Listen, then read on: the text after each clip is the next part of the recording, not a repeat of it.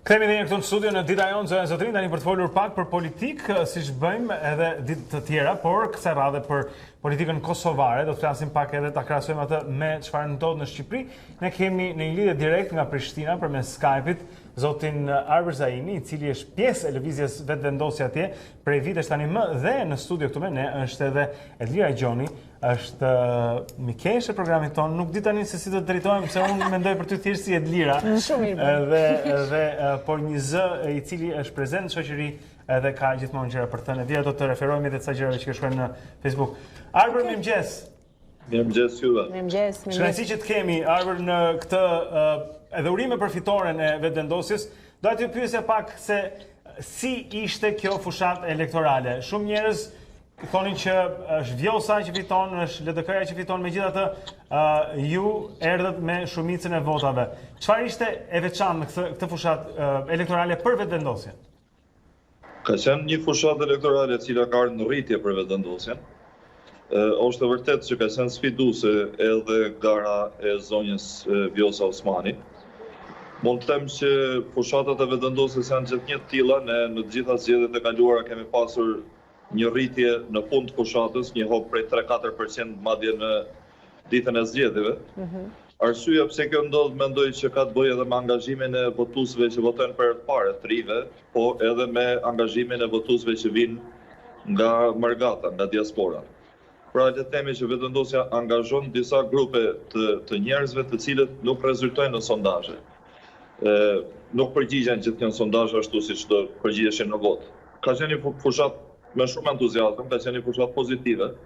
Ne nuk kemi marrë shumë me kundërshtarët apo rivalet tanë gjatë fushatës. Edhe që fushatës është pritur goxha mirë edhe nga publiku në Kosovë. Ka angazhuar kësaj radhe diku 25.000 votues më shumë se sa në zgjedhjet e kaluara. Të tërë Arbër jemi tani në pritje për nëse do të realizohet apo jo dhe koalicioni me LDK-n. Çfarë mund të japësh informacion më tepër rreth kësaj? Sigurisht që për ne është opsioni parë, edhe LDK është shprehur edhe gjatë fushatës, edhe më përpara se opsioni parë për ta për bashkëpunim është lëvizja Vetëvendosje. Kështu që tash po presim që kjo të konkretizohet. E kemi një projekt qeverisës, cili duhet ta diskutojmë dhe duhet ta dakordojmë midis palëve. Kanë filluar kontaktet në nivelet larta të zyrtarëve. Mirë po, është ende herët për të folur për konkretizimin e koalicionit qeverisës, për shkak se ende duhet numëruar edhe votat me post të ardhura nga diaspora. Qartë, por ti mund të konfirmosh në këtë momente se ka komunikim ndërkohë midis, si ishte nivelet e larta, midis Vetëvendosjes dhe lidhjes demokratike të Kosovës? Po, sigurisht, ka komunikim. Është komunikim I vazhdueshëm për këtë çështje.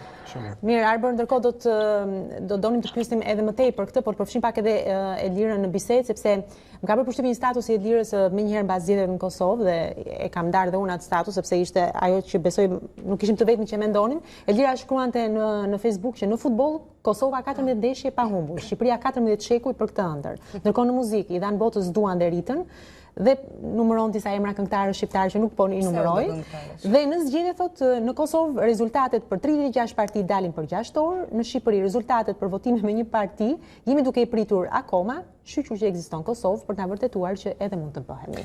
Çfarë të bëri përshtypje, ky kontrasti është I dukshëm, e shumë njerëz e dalluan pra mënyra se si ata bën fushatën, edhe Arbri përmendi me respekt për tjetrin, pa sulmuar tjetrin, bën kontrast me mënyrën tonë ku se s'duat përsëris veten se e kam thënë një herë, por ty çfarë të bëri përshtypje? Për post fakt, do ta nis nga maja e piramidës. Ajo që më bëri përshtypje është që për disa të herë Kosova nxjerr rezultate brenda natës. Është një ëndër, shumë vende e bëjnë këtë. Nuk është se është vetëm Kosova, por neve na bën kaq shumë përshtypje sepse ata janë gjysma jonë. Edhe kur shikojnë që një vend mundet ta bëjë këtë, atëherë thua çfarë drejshin po ndodh me ne, pse jemi duke e torturuar veten në këtë lloj forme. Dhe ne dim përgjigjen kanë përshtypjen e tyre. Po sigurisht. Ne kemi qenë në studio televizive në 2009, rezultatet në orën 2 pas mesnatë kanë qenë të ditura, kur kalon 50% që numërimit. Ne aty fillojmë dhe zgjatim edhe 6 muaj të tjerë kur fillojmë se duam që të dimë se si bëjnë pazaret. Kjo është gjëja numër 1 që më bëri përshtypje në Kosovë. Domethënë që sa shpejt të numëron. E dyta që vjen paralel me këtë është që doli zoti Veseli dhe menjëherë si një domethënë ato mund të kenë prapaskenat e tyre pa diskutim. Por publikisht doli, tregoi klasin e vet, pranoi humbjen dhe uroi të dy edhe Veselin edhe Vjosën. Edhe Albinin dhe Vjosën. Tani çfarë do të thotë kjo? Se lexova dhe sot reagimit e njerëzve që thoshin që ne po sillemi si tribu afrikane dhe në fakt kishte shkruar një zonjë me drejt që nuk po sillemi si tribu afrikane se edhe atje ka vende që numërojnë votat për 36 orë. Ne po sillemi si një tribu që nuk e di se kujt i ngjajmë. Jemi e keqja e vetes, nuk ka. Jemi pak rastistë se kam dëgjuar edhe nivelet lartë të politikës flasin Shqipëria s'është Afrikë dhe ne kuptojnë që Afrika është edhe gjithë racizmi që mbartë ajo. Po dua të kthehemi edhe pak Arbrit në bisedë për sa i përket vetëvendosjes dhe çfarë ndodh përpara tani sepse jemi në pritje të mundshme të formimit të një qeverie kurti. Arbër, disa media në mënyrë të pa konfirmuar, por ne mund të lexojmë ndërto që thonë se Albin Kurti po bën një prapaktheu lidhur me taksën dhe është i gatshëm që ta negociojë atë. Nga ana tjetër dëgjojmë edhe që Albin Kurti qëndron ide se Bashkimi Evropian apo bashkimi i shqiptarëve në Bashkimin Evropian është tjetër gjë nga Bashkimi Kombëtar. Mund na flasësh pak për këto dy gjëra? Po, qëndrimi i vetëvendosjes sa i përket raporteve tregtare me Kosovës me Serbinë ka qenë prej 2012-s i njëjti dhe ai është qëndrimi i reciprocitetit. Ne kemi thonë që nuk e heqim taksën përveç se për diçka si reciprociteti, e cila është politikisht dhe ndërkombëtarisht më e drejtë, më e pranueshme, po edhe më radikale në marrëdhënien Kosovë-Serbi. Reciprociteti nuk kupton që nëse Serbia nuk i pranon mallrat e Kosovës, as Kosova nuk i pranon mallrat e Serbisë. Reciprociteti është diçka e cila nuk mund të kritikohet nga ata që e njohin Kosovën, nga ndërkombëtarët, për shkak se është parim ndërkombëtar reciprociteti, ndërkohë që taksa është një gjest i cili po interpretohet si gjest hakmarrës. Dhe kjo po duket e papranueshme për një pjesë të aktorëve ndërkombëtar. Vendosja e reciprocitetit është më e fortë se taksa sepse me taksën thjesht një produkt i cili kushton 1 euro, thjesht po kushton 2 euro. Po futet, po. Ndërkohë që me reciprocitetin, nëse Serbia nuk i pranon produktet e Kosovës, siç nuk i pranon, atëherë edhe Kosova nuk i pranon produktet e Serbisë. Ky bazohet edhe tek marrëveshjet e tregtisë lirë, cilat i kanë nënshkruar dhe Kosova dhe Serbia. Pra, nëse Serbia shkel atë marrëveshje, edhe Kosova ka drejt mos ta zbatojë të njëjtën. Pra, reciprociteti është pranim më i justifikuar. Sa i përket çështjes të Kosovës edhe të Shqipërisë, qëndrimi jonë është që afrimi dhe bashkimi i Kosovës me Shqipërinë është një projekt që as nuk e pengon dhe as nuk e zvendëson dhe as nuk e konkuron bashkimin evropian. Dhe anasjelltas, as bashkimi evropian, as nuk e zvendëson, as nuk e konkuron bashkimin e Kosovës me Shqipërinë. Pra janë dy projekte paralele, të dyja janë për ne të dëshirueshme, edhe janë të dëshirueshme edhe për qytetarët, nuk janë të krahasueshme për ne dëshira. Sigurisht qytetarët e duan më shumë dhe kanë aspirat më shekullore dhe besoj do ta kenë edhe më afatgjatë bashkimin e Kosovës me Shqipërinë, ndërkohë që bashkimi evropian është një kërkesë e kohës dhe nuk i shoh këto të dyja si konkurrente të njëra tjetrës si ide, po as si zvendësuese të njëra tjetrës. Pra nuk jemi për atë iden që integrimi në Bashkimin Evropian e zvendëson bashkimin e Kosovës me Shqipërinë. E qartë. Bëni një dallim i disuri që është interesant, por nëse mundem edhe një tjetër për këtë. Sepse disa herë qeveria Rama ka zhvilluar mbledhje të përbashkëta qeveritare me qeverinë e Kosovës, kanë ardhur ata këtu, kanë shkuar këta atje tek ju pra në Prishtinë, megjithatë shumë pak është prodhuar në terma real. Do jeni ju të gatshëm të merrni pjesë? Shumë kritikë kanë konsideruar një show, me sa duket kanë qenë një show përderisa s'kanë prodhuar rezultat. Si do të veproni juve nëse zoti Rama ju fton në një tjetër tavolinë gjigande të ndriçuar me LED nga brenda në salla me shkëlqim? Apo do zgjidhni rrugë tjetër për të forcuar bashkëpunimin konkret midis Shqipërisë e Kosovës? E kuptoj pyetjen, është me vend. Mendoj që spektaklit nuk kemi si t'i ikim, sepse është edhe ceremonial edhe protokollar. Çështja është që marrëdhëniet mes dy shteteve dhe vetë marrëveshjet mos ngelen në nivelin formal, po të fitojnë edhe konkretësi dhe përmbajtësi. Kosova dhe Shqipëria kanë interesat përbashkëta, edhe kanë sektor ku bashkimi do t'i ndihmonte qoftë individëve, qoftë shoqërive, komuniteteve, po ashtu edhe kapitalit. Duke filluar që nga programet e përbashkëta universitare, deri te tregu i përbashkët bujqësor apo energjetik, deri te edhe programet e përbashkëta dhe bashkimi ndoshta doganore fiskal i Kosovës me Shqipërinë. Këto janë hapa konkret. Sigurisht mund bëhet një fest kur bëhen këto marrëveshje, le të bëhet festa, le të duart trokasin, le të presin edhe shirita, po mbi të gjitha është e rëndësishme që qytetarët të përfitojnë nga konkretizimi i marrëveshjeve. Janë bërë aktualisht rreth 50 marrëveshje, gjithnjë po ka lavdërime për këto marrëveshje, mirë po prej 3-4 vjetësh tashmë, hapet përpara janë shumë pak. Për shembull, diçka shumë e thjeshtë, qoftë edhe marrëveshja për të hequr roaming midis Kosovës dhe Shqipërisë. Vendet e tjera të rajonit tashmë e kanë bërë, Kosova e Shqipëria nuk po e bëjnë dot këtë gjë. Kjo është diçka që mendoj urgjentisht duhet bërë. Apo marrëveshja për hapjen e largëpërçuesit energjetik për le të themi përcjelljen energjetik midis Kosovës dhe Shqipërisë ende nuk funksionon, ai është ndërtuar, është investimi i qeverisë gjermane. E duhet sa më shpejt vjet në punë pra një treg i përbashkët i energjisë elektrike. Pra ka shumë për të bërë në këtë aspekt dhe për t'i zbatuar pra këto marrëveshje, por ndërkohë për të fshirë dhe lirën pak në bisedë, Albin Kurti, kryeministër i ardhshëm, si e shikon, si e mendon, sepse është tjetër gjë kur je në opozitë, është tjetër gjë kur duhet krijosh marrëveshje, ndoshta duhet të tolerosh pak dhe në ato deklarata që bazat e për të forta që ke bërë në opozitë, si shikon portretin e tij tani, si kryeministër të ardhshëm?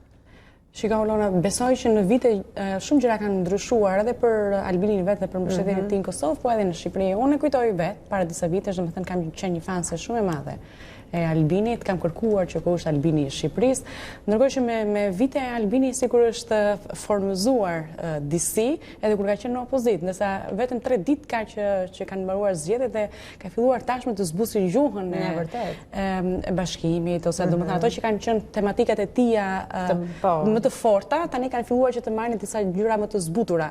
Të gjitha gjërat për të cilat foli Arbëri kanë qenë me një gjuhë goxha më të theksuar në ligjeratën e Albinit, e tani për shembull taksa, edhe pse ka thënë që nuk është në krye të agjendës sime politike ose bashkimi i Shqipërisë me Kosovën gjithashtu. Shiko, është momenti që Albini do provoj pushtetin, do ta shikon tamam. E vërtet, por në lidhje me taksën, edhe ajo që po thotë Arbëri është që reciprociteti në fakt do të ishte një përshkallëzim. Taksa gjithsesi lejon që nëse ai thotë tit for tat, nëse s'më njeh të njoh dhe nëse s'më pranon nuk të pranoj, kjo i qëndron, po themi, radikalizimit në thonjza, sepse është e drejtë dhe nuk do ta quaj radikale, apo jo? Ke shumë të drejtë dhe në fakt në këtë kuptim unë Albini do fitonte disa pikë të tjera, jo për shkak të nacionalizmit, por për shkak të vërtetësisë dhe qëndrimit të tij konsekuent për një çështje të cilën nuk ka hequr dorë ose domethënë tregon që është njëri me integritet.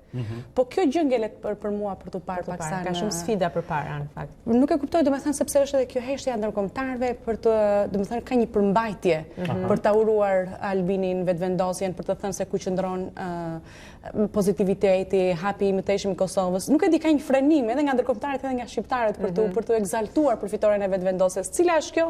Edhe vetë jam duke u përpjekur që të navigoj në këtë ndjesi të çuditshme, pse nuk gëzojmë dot aq shumë sa disa vite më përpara me Zipristin ta shikonim Albinin në krye të Kosovës, kurse tani që kanë ndodhur, disa gjëra kanë ndodhur midis këtyre viteve që e bëjnë pak më racional përshtypjen e publikut. Ndoshta për ndërkombëtarët.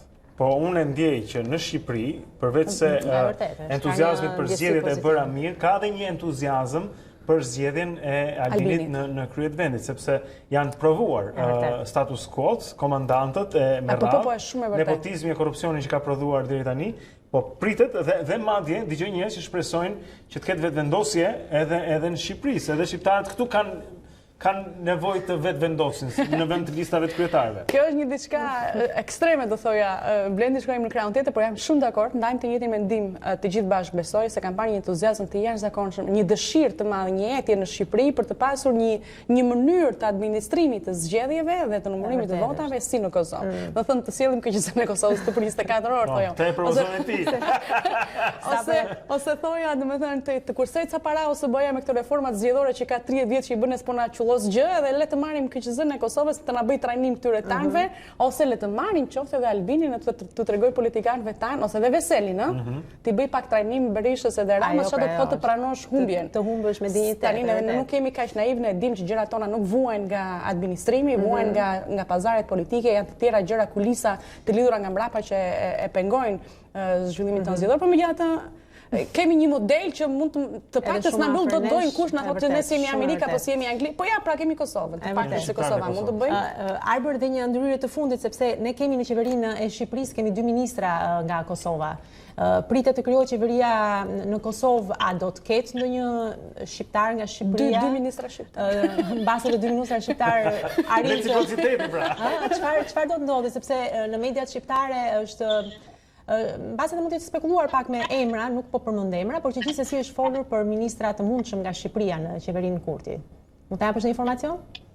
Shqiponi, nëse mundem të lidhem pak edhe me temën paraprake, 3 sqarime të shkurtra. Jepi. Në radhë parë është një mit kjo që ndërkombëtarët nuk e duan, nuk e pranojnë vetëvendosjen, nuk e di sa ndishin të Tiranë. Dje ka qenë ambasadori amerikan në zyret e vetëvendosjes për vizitë edhe ka përgëzuar për rezultatin zgjedhor dhe për atë që pritet vi më pas. Është vizita e parë një ambasadori amerikan në zyret e një subjekti politik në Kosovë prej vitit 2010. Ata edhe në shprehje të ndryshme dhe më përpara kanë qenë në akordans me qëndrimet tona, por edhe sigurisht ambasadorët vendeve tjera përfshira në situatën në Kosovë. Sa i përket çështjes zbutjes qëndrimeve, unë mendoj që spektakli i radikalizmit apo i zbutjes nuk ka të bëjë me atë që ndodh në politikë. Në politikë unë mendoj që është ose racionaliteti që triumfon i qëndrimeve, ose pazari me to.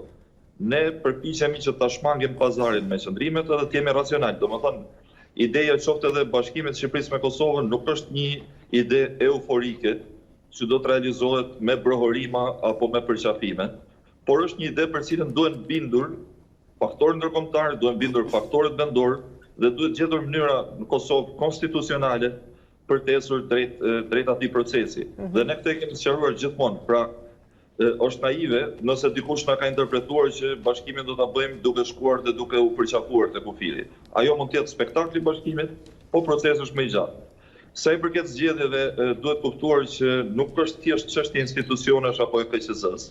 Në 2010, që janë vetëm 9 vite më përpara, Kosova ka pasur vjedhje industriale dhe përsëritje të votimeve në shumë zona për shkak të brutalitetit të procesit zgjedhor. Por përfshirja në zgjedhje e një subjekti shoqëror të organizuar, një lëvizje shoqërore, siç ka qenë lëvizja vetëvendosje, me mijëra komisionerë dhe vëzhgues cilët kanë luftuar për të ruajtur një standard të votimeve, ka sjell një përmirësim. Do të thotë organizimi i shoqërisë, kur ishin 30 veta nuk e bënim dot. Kur u bëm 30.000 veta, arritëm ta bënim dhe organizimi i shoqërisë e sjell ngritjen e standardit, qoftë institucionet, pra në zhvillimin e zgjedhjeve, po edhe në diskursin publik politik. Pra e folura e vetëvendosjes ka bërë rezonancë edhe në subjektet e tjera. E ka ngritur nivelin, sepse përndryshe unë nuk mendoj që niveli ngrihet vetvetiu apo thjesht si pasojë e disa reformave. Reformat duhet mbushen me jetë nga qytetarët, nga subjektet politike. Shumë vjetë e përshim. Sa i përket pyetjes tuaj për ministrat, është herët për të folur sepse situata është pak ndryshe nga në Shqipëri, ku është një subjekt politik i cili e krijoi qeverinë. Në Kosovë do të ketë 2 subjekte politike plus minoritetet për shkak edhe të kushteve konstitucionale të Kosovës. Ne i kemi premtuar qytetarëve dhe do ta mbajmë të zotim që qeveria në Kosovë do t'i ketë 12 ministri, jo më shumë. Pra do të jetë një qeveri e punës, jo një qeveri e rehatis apo e luksit. Në këto 12 ministri, 2 do të shkojnë për minoritetet, pjesa tjetër do të ndahen midis 2 partnerëve qeverisës, kështu që le të themi që është pak më ngushtë situata se sa në rastin e Shqipërisë, ku ka qenë luksi për të bërë eksperimente. Sa i përket ministrave nga Kosova në rastin e Shqipërisë apo nga Shqipëria në rastin e Kosovës, është hap përpara dhe është pozitiv fakti që konsiderohen shqiptarët e gjitha trojeve, apo dhe diasporës do duhet konsiderohen sepse ka figurat shuara edhe në diasporë. Mirë po mendoj që pavarësisht origjinës, së pari duhet të konsiderohet dinjiteti, autoriteti tyre profesional dhe moral, edhe në një farë mënyrë kontributi tyre publik. Pra mendoj që do të kishte mundësi të zgjidheshin figura më të mira. Me që ndalim këtu, sepse në një dalje në media, zoti Baton Haxhiu ka ka kërkuar që kryeministri i ardhshëm i Kosovës Albin Kurti t'i kërkojë ndjes Gen Cakajt sepse e ka kritikuar, unë e kam parë çfarë kritika që ka bërë, nuk kanë qenë direkte apo personale në atë rast. Mu duk në kufite e të panevojshmes, ose promoson më shumë. Si përgjigjeni kësaj? Do kërkoj Albin Kurti ndjes Gen Cakajt sepse ka thënë se ka më mirë se kaq? Tani kjo duhet parë në si më thënë, prej cilës pozit bëhet kjo kërkes, bëhet pozitës gazetarit, prej pozitës gazetarit, prej pozitës pronarit mediatik. Unë mendoj që Zoti Agjiu, gazetari Baton Agjiu, duhet të qëndrojnë pozitën e gazetarit dhe duhet kuptojnë që një media nuk mund të mgrej dhe as nuk mund të ullë një subjekt politik. Nuk subjektet politike, organizimet shoqërore nuk mund të ullen dhe të ngrihen prej mediave. Nëse kjo ndodhur, mendoj që e shoqëri ka diçka për t'i pyetur vetes. Ai para disa javësh ka thënë nëse vetëvendosja fiton, do ta mbyll televizionin e vet. Tani nuk e di do ta mbaj fjalën, mendoj dhe shpresoj që kjo të ketë qenë shaka nga ana e tij. Shpresojmë dhe ne. Unë nuk shpresoj hiç, unë shpresoj të mos ketë qenë shaka, inshallah e mbyll. Nuk ka për ta mbajt fjalën e dia, kam përshtypjen që s'ka për ta mbajt. Mirë. Është e zakonshme nëse nuk kam bën fjalën. Duam të të falenderojmë Arbër Zaimi nga edhe me qëra fjala shumë vjet në Prishtinë, të kanë bërë t'inglosh si një prishtinalit, duhet ta themi për publikun që s'të njeh se jetë shumë Tirane, por shumë faleminderit për kohën sot mëngjes Arbër dhe ju urojmë punë të mbar. Faleminderit gjithë mirë edhe ju. Faleminderit. Arbër Zaimi, zonja Zotrin nga lëvizja Vetëvendosje në Prishtinë. Këtu me ne në studio gjithashtu edhe Dita Jonë që na u bashkuan këtë bisedë. Dita, shumë faleminderit për kohën. Kënaqësi, më vjen keq se nuk arrita të them asgjë. Për ta mbyllur batuta e fundit, po ta lëm ty. Nuk është në këtë ndjesi që more dhe në gjithçka që ose në atë që mund të parashikojmë paksa, si e shikon të ardhmen e Kosovës mbas këtyre zgjedhjeve? Më të mirë. Ishte kjo një gjë e mirë, pra ishte kjo një sigurisht, jo vetëm për Kosovën, ishte për Shqipërinë, ishte një dritë jeshile për ne. Realisht nuk je një person i majt e lira, ndërsa ajo është një forcë e majt. Që unë e admiroj në shumë gjëra. Unë kam parë që edhe të djathtët këtu, të djathtët e ndershëm këtu, e kanë për mbështetur e për krahas. Unë jam njëra prej tyre sigurisht për ato anë të vetëvendosjes që janë për të mbështetur dhe mos e shikoj fare vetëvendosjen si janë si lëvizje të majt. Natyrisht, po. E shikoj si një lëvizje shqiptare që ka disa kauza të cilat unë i mbështes. Sikur mund të shikoj në një parti shqiptare që ka kauzë shqiptarizëm që gjithashtu e mbështes. Sepse nuk ka çfarë ndasish politike mund të ketë në Shqipëri apo në Kosovë, kur ka çështje kaq madhore për të zgjidhur në të dyja vendet. Dhe më pëlqen fakti që vetëvendosja më në fund sjell një frymë të re për Kosovën së pari, po për Shqiptarinë së dyti. Edhe për ne, imagjinoj që deri tani na kanë pasur ata neve busull dhe tani e shikojmë në ata. Po duhet ta mbyll me atë që ti Blendi e mbylle me Arbrin. Në këtë nuk besoj që ka vend për falje, por jo që Albin Kurti t'i kërkoj Ramës, është e kundërta. Ne, që duke filluar që nga Rama deri te çdo qytetar shqiptar, duhet t'i kërkojmë falje Kosovës, që së pari jo vetëm që nuk kemi fare në pritshmëritë e tyre, por i kemi lënë kaq poshtë për kaq vite me radhë, të themi faleminderit që modeli na e dha ju. Edhe falja nga ne, nëse kreu i shtëpisë do të kërkoj falje, është ai i pari. Jam shumë kurioze të shikoj të ardhmen e Edi Ramës mbas kësaj fitore. Mirë, jemi në limitin e kohës, Edlira, vërtet të falenderoj.